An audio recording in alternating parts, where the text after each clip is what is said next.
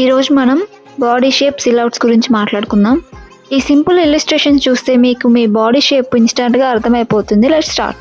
First one pear body shape triangle silhouette. కింద wide hips, పైనేమో narrow shoulder. Pear body silhouette అంటే కింద part hips ఎక్కువగా వైడ్గా ఉంటాయి, షోల్డర్ ఏమో చిన్నగా కనిపిస్తాయి. వెయిట్ మోస్ట్లీ లోవర్ బాడీలో కాన్సన్ట్రేట్ అయి ఉంటుంది.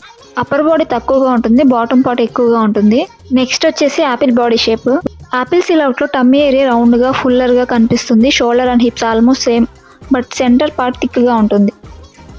మిడిల్ రౌండ్గా, మినిమల్ వేస్ట్ కర్వ్, లెగ్స్ సన్నగా ఉంటాయి.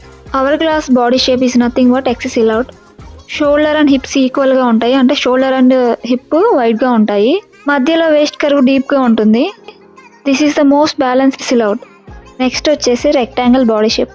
రెక్టాంగిల్ సిలౌట్లో భుజాలు, నడుము, హిప్స్ అంటే బ్యాక్ పార్ట్ అంతా సేమ్ స్ట్రైట్ లైన్లో ఉంటాయి.